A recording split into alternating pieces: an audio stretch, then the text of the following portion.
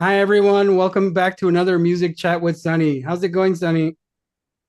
Oh, it's going really well. Many things change for the better. That's great. That's good to hear. So I just wanted to have you back because there's a lot going on with both of us, and some new things with you, some new things with me, and then of course the big, huge announcement we want to make for everybody here. So we'll get to that later. Everybody, please stick around. All right. So Sunny, tell us a little bit about these new music rehearsal meetups you've got going and your new workshop. Yes, in January I started to organize musical meetups in the rehearsal rooms where we form like bands, Mhm. but it's like occasional bands. It's not like that we are a band now forever. And they just come jamming, and it's without audience. And in case anybody is interested, then we can form like some kind of circles, and we can play together on concerts Mhm. with those people from the jams, with people, with members from the jams. Yeah, yeah, yeah. I said it. Okay. Yes, there is one very great person. His name is Ray, and he is the like founder of this idea. Now we are called Music Travelers, and we basically make jams. So those jams are like already in Frankfurt, in Munich, I think in Vienna, I think like, and he's trying to like have it all across Europe. So, or at least like in cities in Europe, and it's very nice. That's great. And how's it going? What kind of feedback are you getting from people? I think it's going well because I have like stable members that are coming back, Mhm. and they like it. Yes, Oh, that's good. they were like happy about this idea. Mhm. And I also love this because now I'm preparing like workshop about grunge music. I'm like diving into the history of grunge music, and in Seattle there was like forming bands. I like this idea to do something like in Prague to encourage people, inspire people to form bands, to really go outside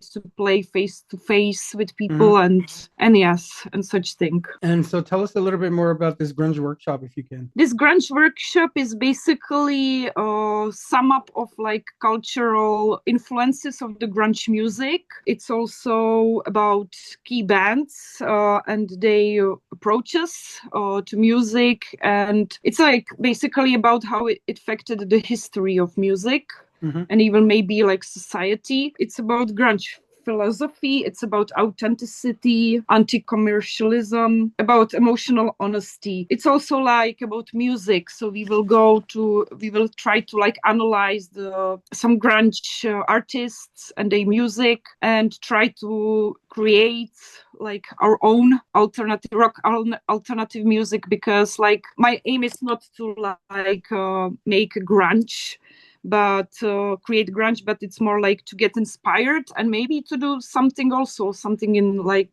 alternative rock, but something that is like depicting the zeitgeist of this era that we are Mhm. living, because I think it's really like grunge music is really close to the era, to the 90s. It has this like atmosphere. I believe that we also have like our own era.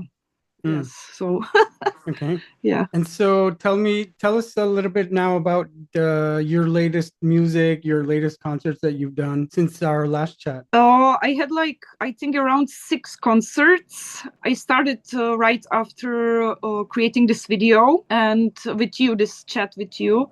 And first concert was very interesting because I ran away. I was very nervous, and you were there. Mhm. Was optimistic about one thing, positive in one thing, and it was that I actually was pushed to create lyrics and music. And I'm a type of person who works very well under the pressure. So this kind of deadline that I have a concert made me to really like gather like some songs, Mhm. and after that I was like repeating those songs and I got better. Now the last concert was in Cafe na Policesti, which is like a coffee shop that is basically for people who are struggling with mental illness. I just like that idea that we are there and supporting this coffee shop. stop by, buying beers and such and being there. Mhm. And I got better. It's just that the last concert I wasn't singing because I'm like happy that I moved on with my like piano playing. I can see really some progress, but now there is like I want to work on my lyric skills and also on my singing skills. And are you planning any new concerts, or are you planning to record any songs? Yes, I'm planning both, but I don't have any concrete date of it. I am now like trying to find a place and to have a concert with also one guy from Canada, and he's like a guy who's also playing. So in July, like around 5th, we are probably going to have concert in Prague. Okay. But this is still like in plan. Next? All right, great. Thanks for that, Sunny. Make sure you guys stick around for our big announcement later. Do you have any like follow up, anything from my workshop that you took? Anything? I'm thinking about this bigger picture and elements. Okay, so let's just quickly talk about that. So yes, because it always resonated with me, this approach. I like this approach that when you take like a big concept, then you consider details. Details are always important, but they have to serve the bigger picture, not other way around. So it applies also into the music. So I like this like theorem, or I don't know how it's called, but I really enjoyed that. And like all the course I enjoyed because it was more like coaching. You gave me lots of interesting questions that will lead me to answer it myself, which I think it's even more valuable.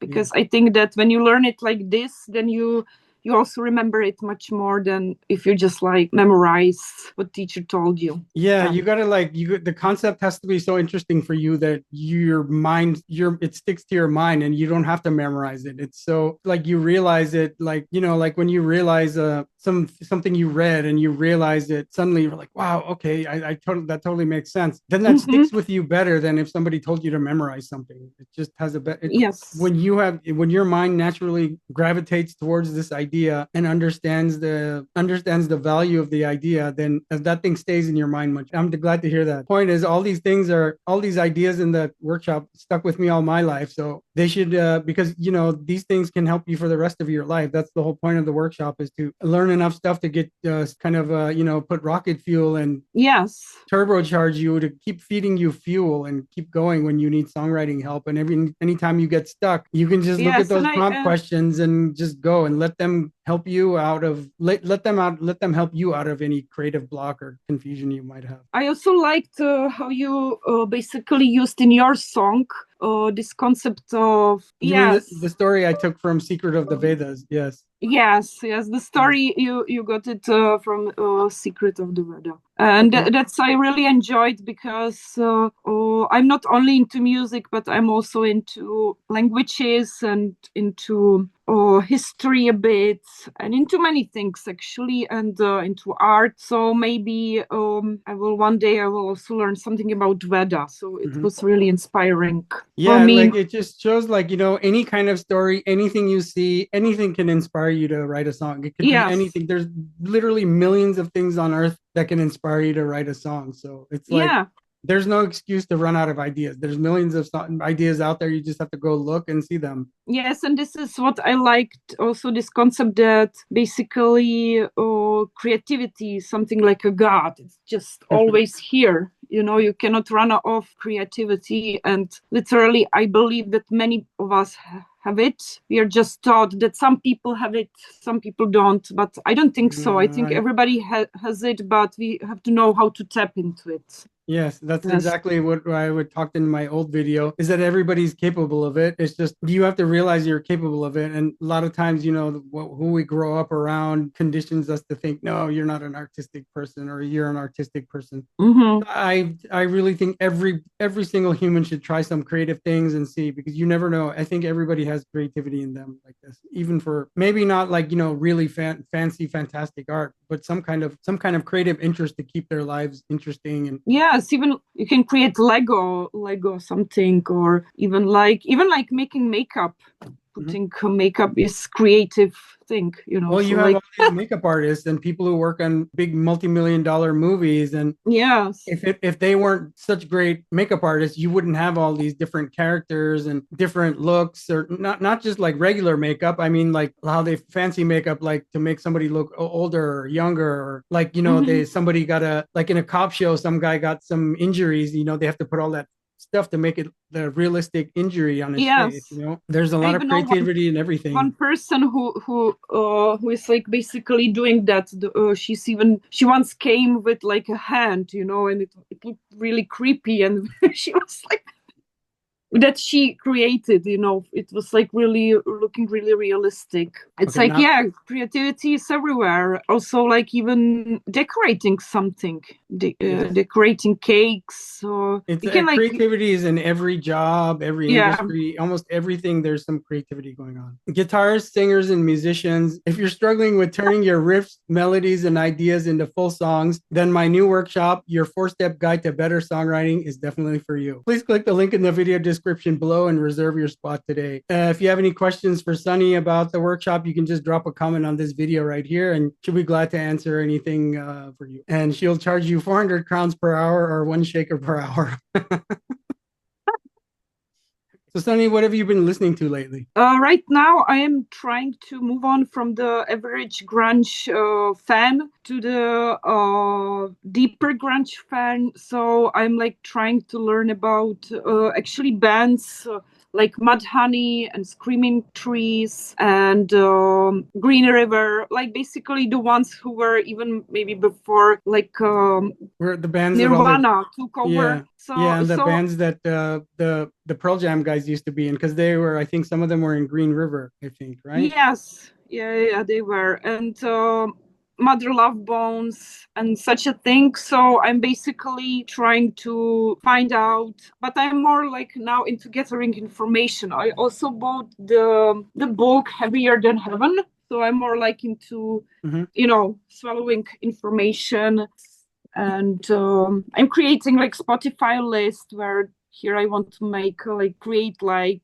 pre grunge music, and then like grunge music, the like big four, creating like Spotify list of grunge artists and make like categories. Yeah, I was just remember what you were said. I was just remembering recently. I watched in a podcast interview with Cameron Crowe. He was the director who made the Singles movie.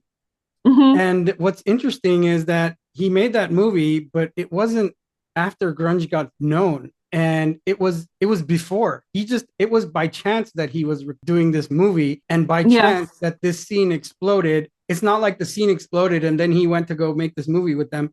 He Mm-hmm. made this movie way before that, and the scene kind of exploded with the making of the movie. And recently I found out that a lot of the guys in the bands were working as workers on the movie set, like some guys who are runners for coffee, or like running like cables along video cables. So a lot of the guys in these famous grunge bands that we love, they actually worked as like regular staff, like workmen on the the Singles movie. And I was like, what? I didn't know this That's part. so cool. All totally by chance. It was not trying to capitalize on the fame of grunge. So it's very interesting how he talked, because he was Cameron Crowe was married to Nancy Wilson, who was one of the guitar player in Heart, right? The big famous Seattle band from the 70s. Mm-hmm. And a lot of these bands would record in their studio in Seattle. So these two sisters, they actually knew a lot of these grunge guys from before they got famous. Mm-hmm. And so I thought that was very interesting to watch this interview, that how he was talking. And he actually said that I think he said that Chris Cornell they might have wanted Chris Cornell to play the main part of the guy that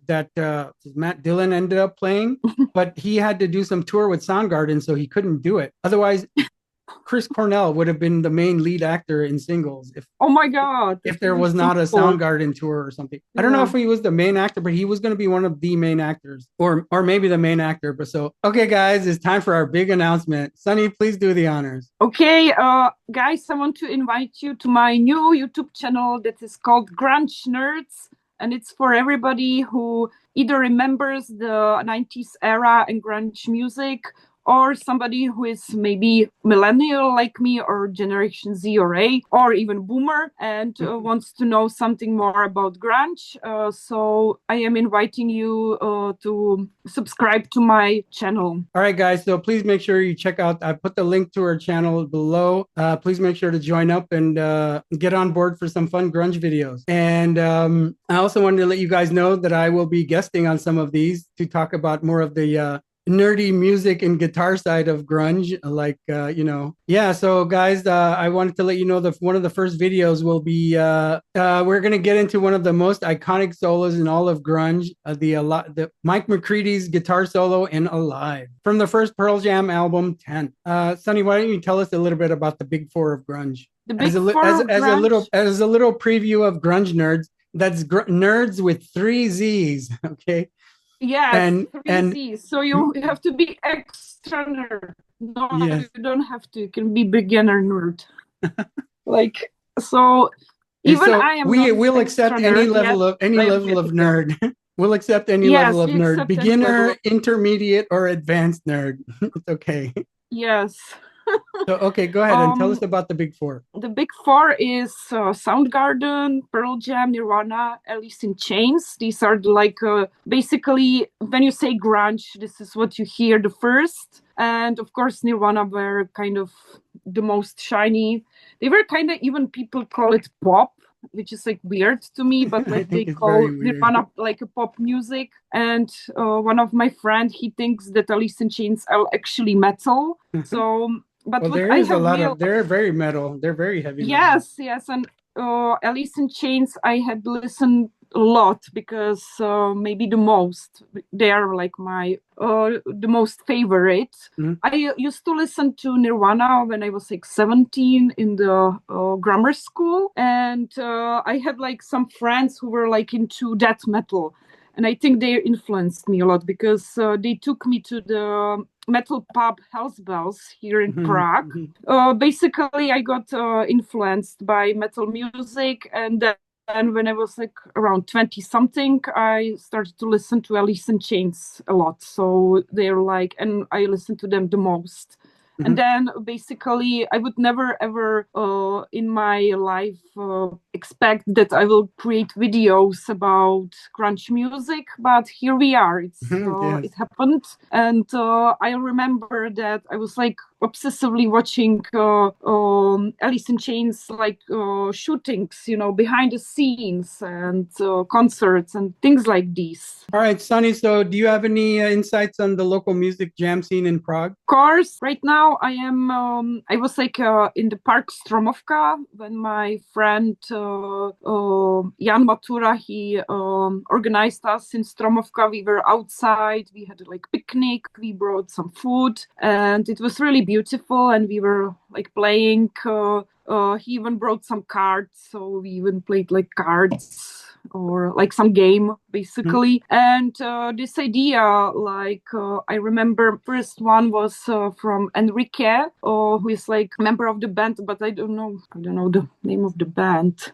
He's basically like one of the first person I got to know from the jam scene. And is he the one who used to host the coffees? Yes, he used to host the coffees, and now he's hosting in Papa's Bar, and he has own bands, and he was also playing in Zorkovna. I think his band used to be called Latidos, and now I'm not sure if he has like a new band or something. I will have to check it up. But he inspired me to organize some jams outside. So before this first video I had with you, this first chat, I had organized a couple of jams outside in Stromovka, and then I met this Jan, and this year he is organizing in Stromovka because I don't have any time, and basically he took it over, let's say. And so yes, and also like there was a funny thing last time.